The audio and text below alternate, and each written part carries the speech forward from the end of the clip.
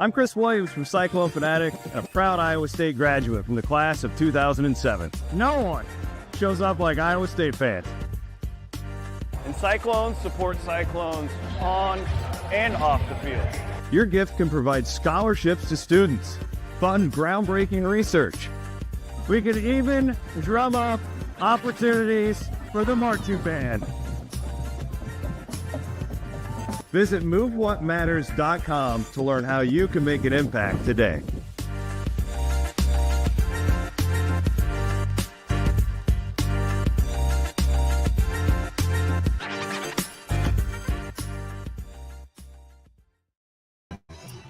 And hello, welcome to Tucson, Arizona. A little pregame for you as the number 3 Cyclones from the Iowa State University are here in the iconic McHale Center. Really cool building. Got to walk around it a little bit today. You can feel the history in here with all the Final Fours, all the national championships. It's a cool spot on the new Big 12's calendar. And we'll preview tonight's game courtesy of our friends at Channel Seed. I want to thank all of our friends at Channel Seed for bringing us all the pre- and post-game coverage all season long, the men and women here on Cyclone Fanatic. Also want to, since I'm here and it's going to be nuts after this game, I'm going to go do press conference, all that stuff. Rob Gray and Brent Bloom will have the post-game show for you across the Cyclone Fanatic podcast network and all throughout the Cyclone Fanatic social media and YouTube feeds. We are also presented by our friends at Raymond James, the Tucson family. They are financial advisors. And if I know Clay and Chase, they're staying up late for this one. They're locked in. They're just like you guys. They're ready to roll. Remember them for all of your financial advisor needs in 2025. And, of course, my friends at Keen Project Solutions as well. They've come on board as a great sponsor of Cyclone Fanatic, and we couldn't be more appreciative of all the great employees, specifically at Keen Project Solutions, a truly locally owned company who we have a lot of pride in promoting here on the Cyclone Fanatic Podcast Network. All right, so Arizona's a team. If you listen to Williams and Bloom, if you listen to I've been high on this team. I watched a lot of November basketball this year, and they were losing games to good teams, but kind of felt like they had a little bit of injuries earlier in the year. Got some guys back, and it feels like they're just kind of starting to learn exactly who they are. And, of course, Arizona is led by Caleb Love, right? And this is a guy who anybody who follows college basketball is aware of him with that North Carolina championship game run. God, it feels like however many years ago was that? Didn't Iowa State play them? And I think I called that game at the Phil Knight. That's just kind of how this team rolls, guys. He is super streaky shooter, but averages 15 a game. And, you know, that's the thing about Arizona. What are you going to get tonight? So we know that 2 7-footers, they've got length across the board. Where do you look at for like a weakness potentially for Iowa State to exploit? And that would be Iowa State's perimeter defense against the Wildcats, who are not a good three-point shooting team. In fact, they're ranked all the way back at 234th in the country in three-point shooting. So, you know, this is a game where it's not this simple, but if you can hold Arizona, if they don't shoot well, you know, Iowa State's got a pretty good chance to win this thing. But if you get them on a hot night, this place is sold out. Talk to a lot of these Arizona people, and, you know, they're looking at this as a this is their first really big Big 12 game with the entire country watching. This is a program that is very excited to be in the Big 12. Arizona State was kind of thumbing its nose a little bit more, it felt like. Arizona wanted to be in this league because it's a basketball. And they're really excited about this opportunity to play the number 3 team in the country tonight. So one thing, too, that I didn't really realize fully until the game on Saturday. The difference in how a crowd approaches you when you are ranked in the top 5, as Iowa State is now. Had they lost that game, they were down by 7 in Tempe. That would have been the second Saturday in a row you get the court stormed on you.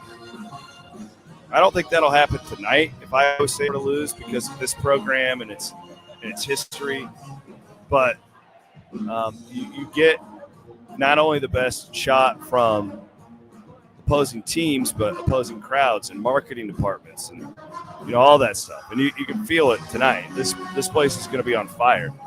It was almost impossible to find a hotel room in the university area in Tucson for tonight. So Iowa State has its work cut out for it. Let's talk about the betting line.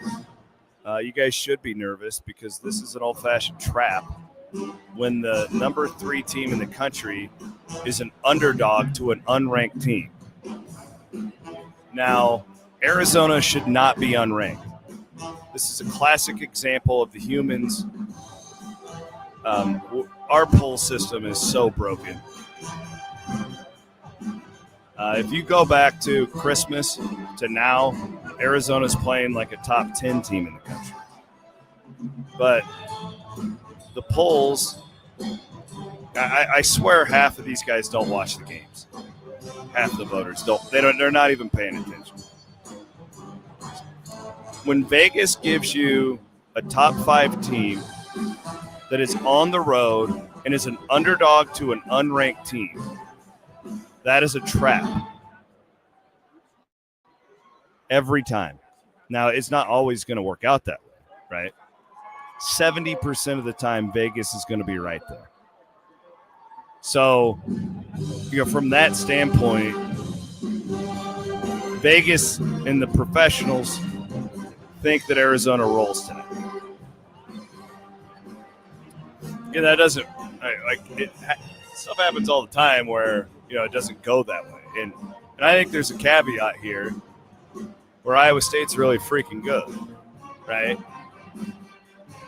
But that's how that thing is set up. Aiden's pulled it up on Action Network right now. It looks like the number is settled in at 2.5.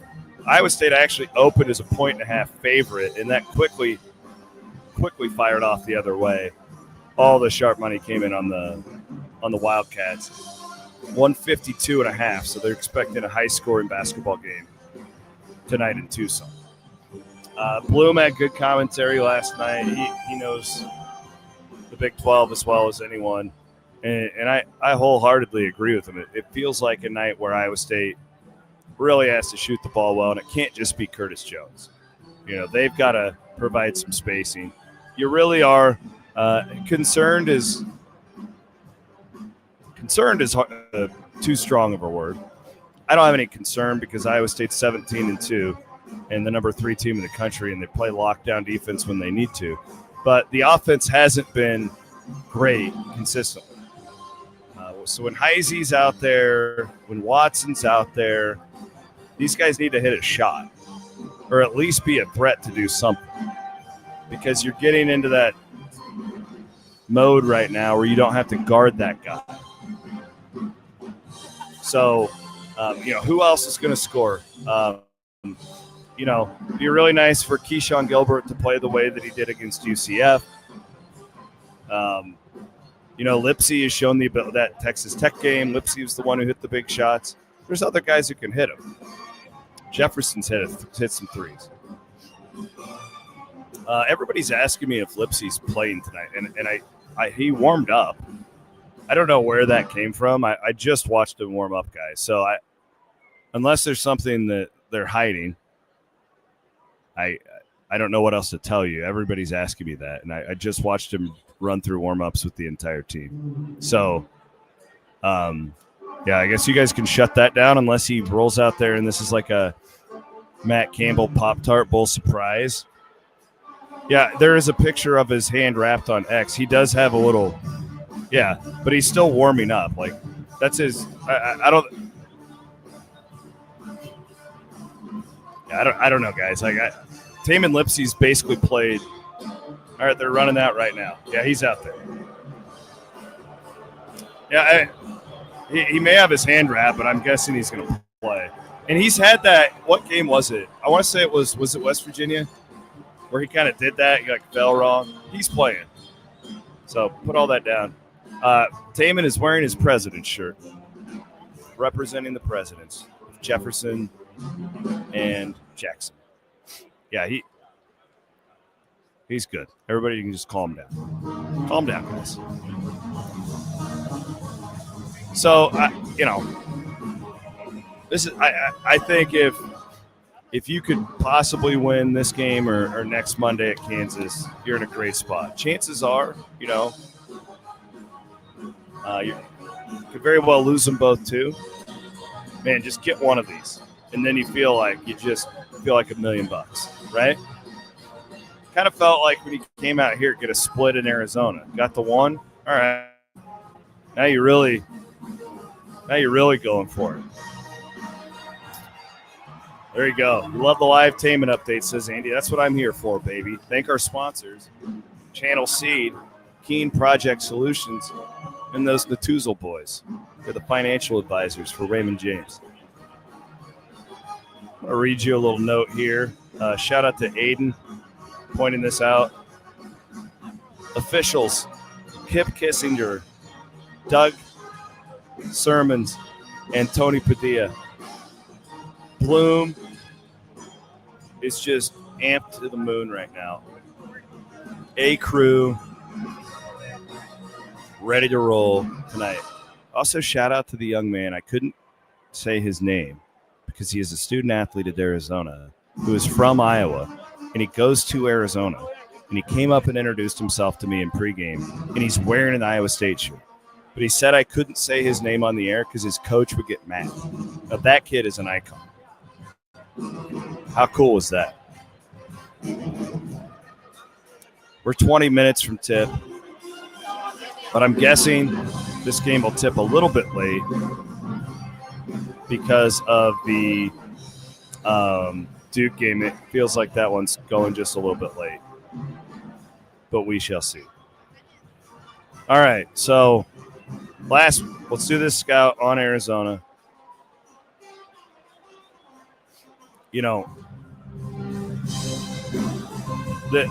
This Caleb Love is where it all starts, and he's one of the best players in the country.